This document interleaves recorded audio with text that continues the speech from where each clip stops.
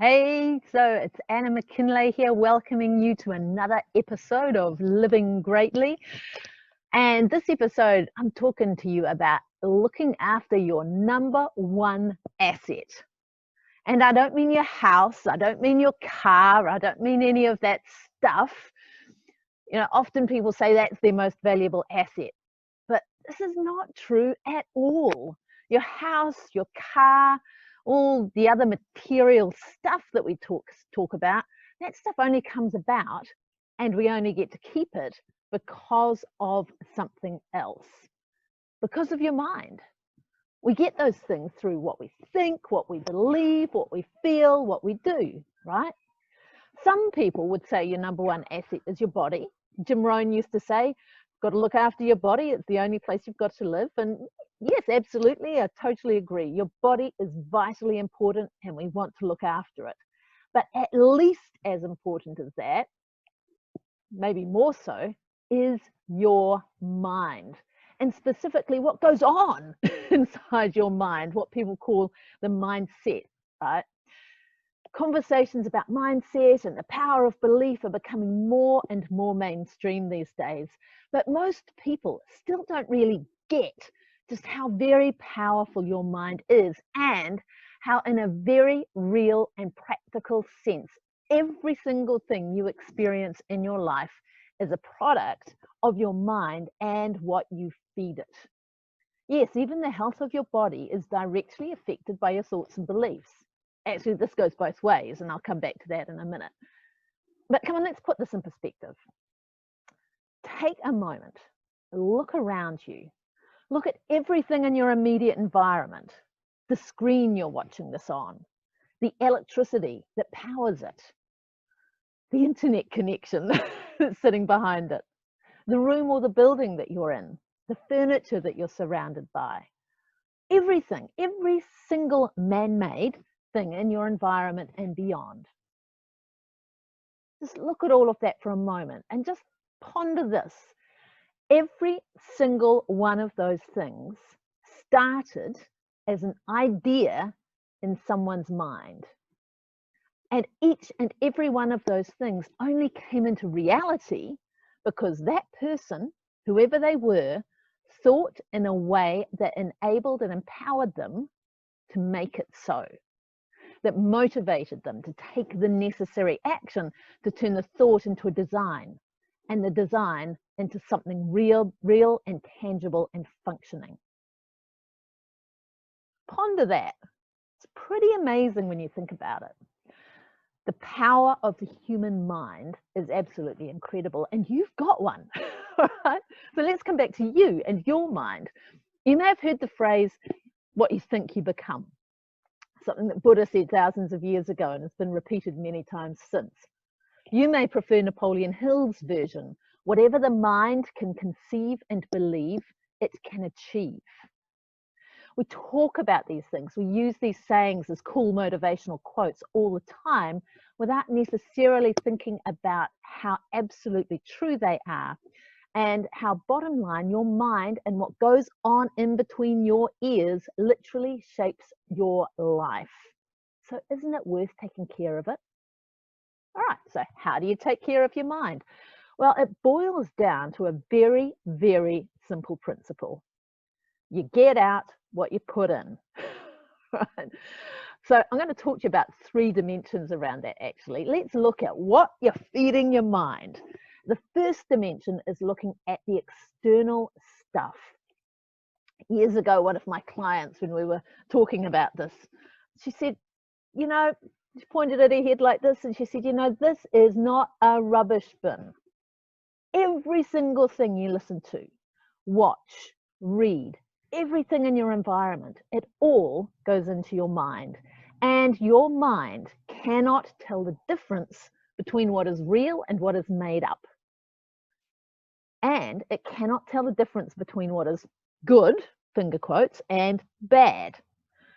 It takes everything in and it takes it all in at face value. It takes it all as given.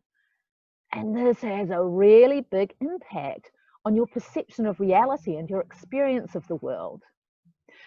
Just as one example, people who watch and read the news frequently, according to the American Psychology Association, people who read and watch the news frequently often report increased stress, increased anxiety, loss of sleep, and other negative mental health impacts. That was reported in Time magazine back in 2018, and that's just one example. So we've got to be careful about what we're putting in to our mind. But then there's the internal stuff as well. I've talked about the external. The second dimension is the internal stuff. What do we tell ourselves? What are you telling yourself from one moment to the next?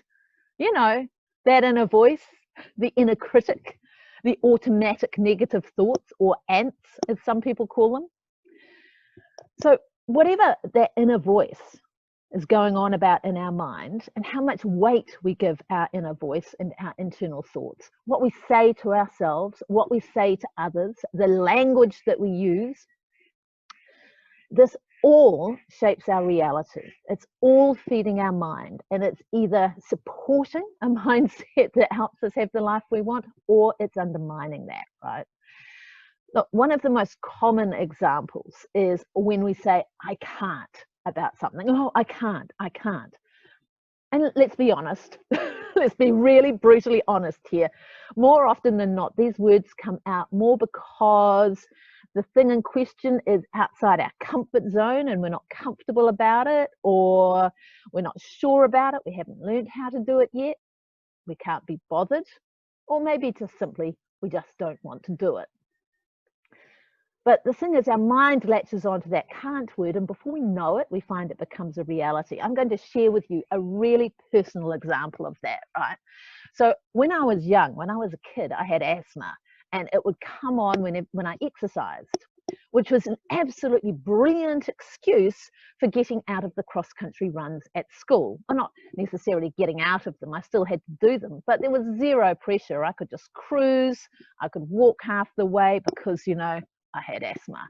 So it was my excuse for not actually putting the effort in, because I would say I can't run because of my asthma.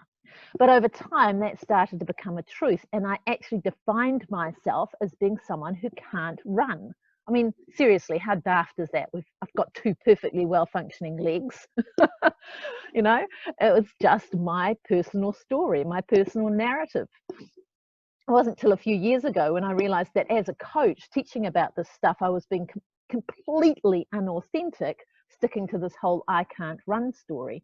And that's when I decided to set a goal to actually do 2 10-kilometer events back to back and work my way up to them, to actually get past the limiting belief of I can't run, because of course I can. And now I run regularly as a form of exercise. I've actually come to love it. So that's just one example, right? What we tell ourselves becomes real, and if we allow it, it shapes our reality, but you can change it at any moment. You can choose a different story, right? So our internal, what we're feeding our mind internally, again, it shapes the limits of who we can be, what we can accomplish, how we show up in the world, and how we experience life. So that's the second dimension. We've talked about the external input. We've talked about the internal input.